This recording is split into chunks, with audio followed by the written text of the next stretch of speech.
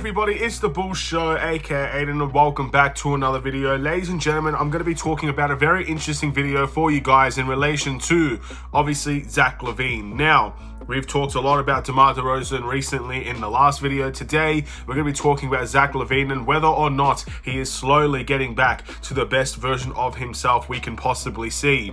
Now, this is coming off the basis that he was one of the finalists in terms of the Eastern Conference Player of the Week, as well as we've now come to see Zach LaVine has had two very, very good games in the last two games that we've played. Obviously, one of them scoring, I believe it was 41 points against the Sacramento Kings, and then scoring 25 points off of incredible catch and shoot performances as we walked away with a win against the Washington Wizards. But before we get started, please like and subscribe to the Bulls Show, turn notifications on, and let me know in the comments below your thoughts about the Chicago Bulls, Zach LaVine in total. I know a lot of people have been saying a lot of things about Zach LaVine. Some of it has been well warranted, well deserved, and we'll get stuck into all of that as well. So, ladies and gentlemen, let's talk about Zach LaVine. Of course, with people talking, there were a couple of people that have divisive opinions on Zach LaVine. The ones that I've seen the most recently is that Zach LaVine has not been worth the max contract, or is not worth the max contract. Zach LaVine is a guy that just provides a jumping ability but cannot do anything else. Zach LaVine simply should be traded. We should go get picks, go get younger, stuff of that nature. And ultimately, Zach LaVine is not going to be the future of the Chicago Bulls. I've heard all of these stuff over the past recent couple of weeks, let's say. And again, through that time, we've had one of the worst stages of the Chicago Bulls, I guess, recent history. We've had 3 consecutive 3-game losing streaks within this stretch. Obviously, Zach LaVine has not played up to the standard that we need him to play at in this stretch. And the Bulls in total have not been able to play to that standard with this stretch. And look, I've succumbed to that as well, ladies and gentlemen. I have come out and said that I've lost faith in this Bulls team. I've lost faith in the Bulls players and the coaching staff. Obviously, that includes Zach LaVine as well. But throughout all the stages of losses that we faced, throughout the horrible West Coast trip that we faced, and everything in between, ladies and gentlemen, the one positive you can take away is that Zach LaVine's last 2 games, we have seen the recent the old Zach LaVine, let's say, in these recent performances. And that's something that's going to put a smile on my face, ladies and gentlemen, because Zach LaVine is one of the most interesting players in the NBA.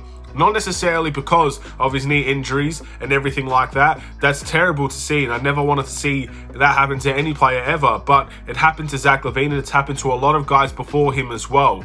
But his rise to try and get back to those, I guess, levels in which he was before was a difficult one for Zach LaVine, let's say.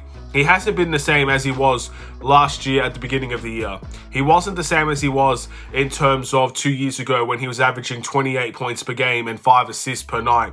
Very, very solid stuff, ladies and gentlemen. And again, that's why a lot of people wanted Zach LaVine to get back to that max contract level. The last 2 games have been solid, but for me personally, I do not think Zach LaVine has gotten to that level just yet, back to the level that he was before.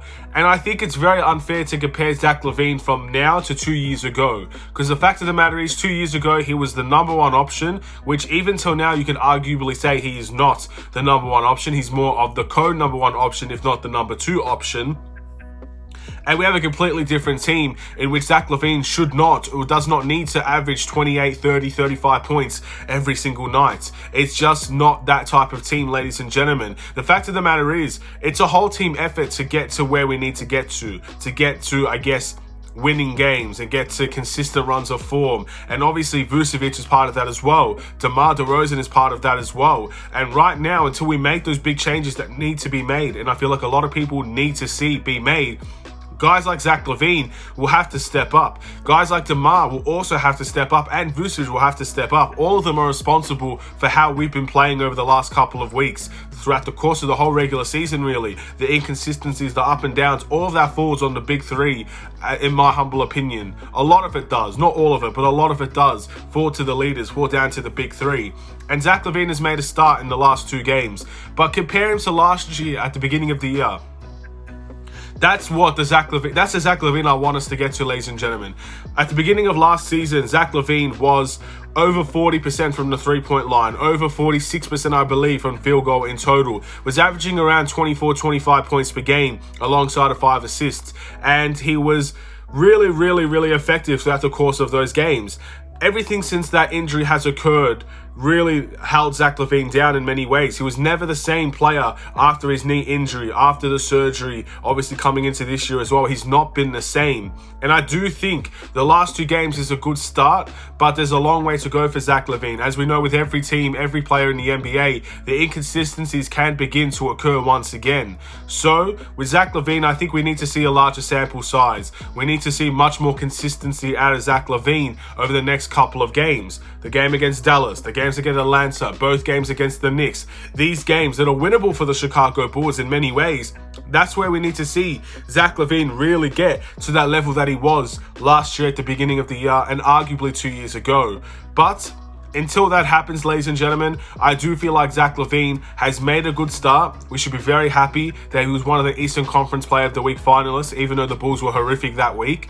It's a good start that he's had 41 points against the Sacramento Kings and repeatedly followed it, or instantly, I should say, follow it up against the Washington Wizards, scoring 25 points, catch and shoot opportunities. Not necessarily a horrifically bad on defense either, very solid on defense.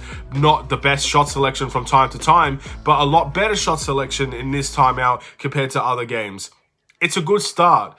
And that's all we can ask for right now is a good start. But we got to turn things around, ladies and gentlemen. And Zach LaVine has to be part of that. So in the next couple of games, if he can continue to play at this level and the injuries don't overcome him in many ways, or the lack of form doesn't overcome him in many ways, and he can keep up this performance and he can truly and finally get back to his old self, then we might be able to see Zach LaVine of last year, maybe even some better versions of Zach LaVine from last year to this year. We might even see a level above that, which would be huge for the Chicago Bulls team in every sense of the word. But right now, I think it's a little bit too early to be calling on Zach LaVine returning to his old form. And again, a lot of people have been praising Zach LaVine over the last 2 games. Let's keep it up, ladies and gentlemen. Let's praise Zach LaVine against Dallas, because he's going to have a good game there as well. Let's hope that he can keep on delivering, and then the Bulls fans can keep on praising him. But it is a bit too soon for me. We'll wait and see what he could do, let's just say in the next 5 games. Let's see what we could do against the Mavs. Let's see what we can do against the Hawks, both the Knicks games and the game after those ones. Let's see what we can do there. That would be an interesting sight to see, ladies and gentlemen. And of course, everybody's allowed to have bad games, but for me, it's all about the responses to those bad games as well. That's, in my opinion, is what's going to get Zach LaVine back to his older self. His response to the bad performances that he does have from time to time, as well as trying to be as consistent as possible. If we're going to see a Zach LaVine, let's say in the next game against the Mavericks, that is just chucking up fadeaway threes on a regular basis, hero ball, no transition play, not a lot of catch and shoot opportunities, then of course what we've seen from the last 2 games cannot be consistent. But if we do see that version of Zach LaVine we saw against the Wizards, and even the one we saw against the Kings as well, then we're in for a good ride, ladies and gentlemen, and I'm hoping that's the version of Zach we're going to see. But thank you for watching. Please like and subscribe if you're new. Hopefully you enjoyed the video, and I'll see you in the next one, ladies and gentlemen. Stay safe, stay healthy, stay tuned for more. Take care and peace.